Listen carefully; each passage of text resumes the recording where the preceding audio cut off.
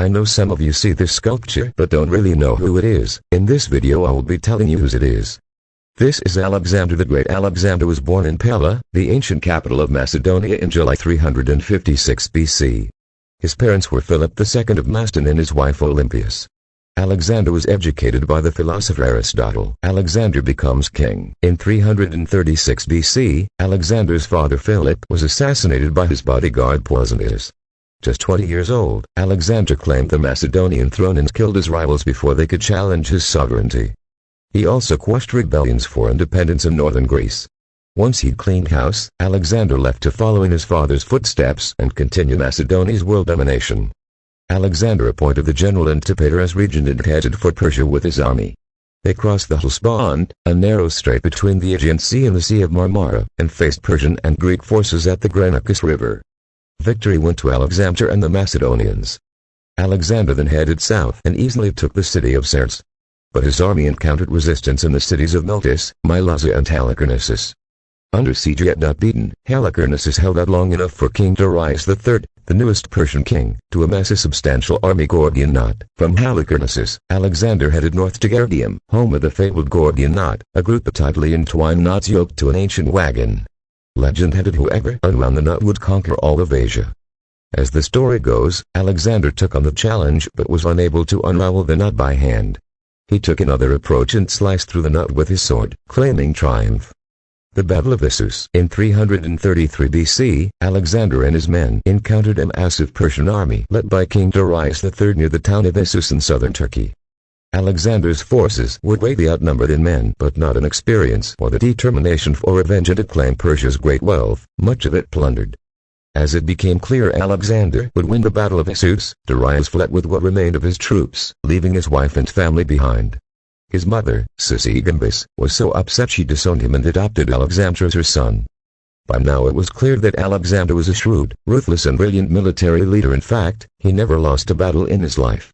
He would build an empire on the back of his motto, "There is nothing impossible to him who will try." The Battle of Tyre. Next, Alexander took over the Phoenician cities of Arathis and Aradus. He rejected a plea from Darius for peace and took the towns of Byblus and Sidon. He then laid siege to the heavily fortified island of Tyre in January 332 BC, after the Tyrians refused him entry. But Alexander had no navy to speak of and Tyre was surrounded by water. Alexander instructed his men to build a causeway to reach Tyre. All went well until they came within striking distance of the Tyrians. Again and again, Tyrian forces thwarted Alexander's clever attempts to gain entry, and he realized he needed a strong navy to penetrate their defenses. He amassed a large fleet, finally breached the city's walls in July 332 BC, and it executed thousands of Tyrians for daring to defy him. Many others were sold into slavery. Ancient empires. Alexander and Egypt. Alexander enters Egypt. Alexander the Great lays the foundation for Egypt in this exclusive scene from Ancient Empires. After rejecting another peace offer from Darius, Alexander set out for Egypt. He was sidelined at Gaza, however, and forced to endure another lengthy siege. After several weeks, he took the town and entered Egypt, where he established the city that still bears his name, Alexandria. Alexander traveled to the desert to consult the oracle of Ammon, a god of supposed good counsel. Legends abound about what transpired at the oracle, but Alexander kept mum about the experience. Still, there is further speculation Alexander was a deity. Alexander becomes king of Persia. After conquering Egypt, Alexander faced Darius and his massive troops at Gaugamela in October 331 BC. Following fierce fighting and heavy losses on both sides, Darius fled and was assassinated by his own troops. It's said Alexander was sad when he found Darius's body and he gave him a royal burial. Finally rid of Darius, Alexander proclaimed himself king of Persia. But another Persian leader, Bes, also thought to be Darius's murderer, had also claimed the Persian throne. Alexander couldn't let the claim stand. After relentless pursuit by Alexander, Bes's troops handed Bes over to Ptolemy, Alexander's good friend, and he was mutilated and executed. With Bes out of the way, Alexander had full control of Persia. Presciensis. To gain credibility with the Persians, Alexander took on many Persian customs. He began dressing like a Persian and adopted the practice of presciensis, a Persian court custom that involved bowing down and kissing the hand of others, depending on their rank. The Macedonians were less than thrilled with the changes in Alexander and his attempt to be viewed as a deity. They refused to practice presciensis and some plotted his death. Increasingly paranoid, Alexander ordered the death of one of his most esteemed generals, Parmenio, in 330 BC, after Parmenio's son Philotas was convicted of plotting an assassination attempt against Alexander, and also killed. Alexander kills Clitus in 328 BC. Clitus, another general and close friend of Alexander, also met a violent end. Fed up with Alexander's new Persian-like persona, a drunk Clitus continually insulted Alexander and minimized his achievements. Pushed too far, Alexander killed Clitus with a spear, a spontaneous act of violence that anguished him. Some historians believe Alexander killed his general in a fit of drunkenness, a persistent problem that plagued him through much of his life. Alexander struggled to capture Sogdia, a region of the Persian Empire that remained loyal to Bes. The Sogdians found a refuge at the pinnacle of the rock and refused Alexander's demand to surrender. Not one to take no for an answer, Alexander sent some of his men to scale the rock and take the Sogdians by surprise. Supposedly, one of those on the rock was a girl named Rexane. As the story goes, Alexander fell in love with Rexane on sight. He married her despite her Sogdian heritage, and she joined him on his journey. Alexander enters India in 327 BC. Alexander marched on Punjab, India. Some tribes surrendered peacefully, others did not. In 326 BC, Alexander met King Paris of Purava at the Hydaspes River. Paris's army was less experienced than Alexander's, but they had a secret weapon: elephants. Even so, after a fierce battle in a raging thunderstorm, Paris was defeated. One event took place at Hydaspes which devastated Alexander: the death of his beloved horse, Bucephalus.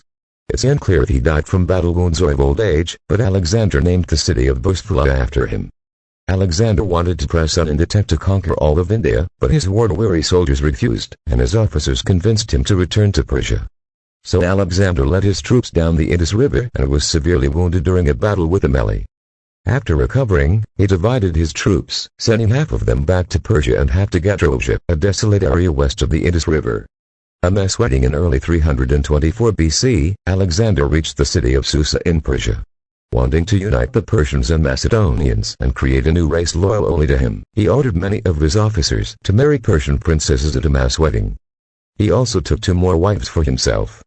The Macedonian army resented Alexander's attempt to change their culture and many mutinied. But after Alexander took a firm stand and replaced Macedonian officers and troops with Persians, his army backed down. To further diffuse the situation, Alexander returned their titles and hosted a huge reconciliation banquet. The death of Alexander. By 323 BC, Alexander was head of an enormous empire and had recovered from the devastating loss of his friend Hephaestion, who was also reputed to be one of Alexander's homosexual male lovers. Thanks to his insatiable urge for world supremacy, he started plans to conquer Arabia. But he'd never live to see it happen.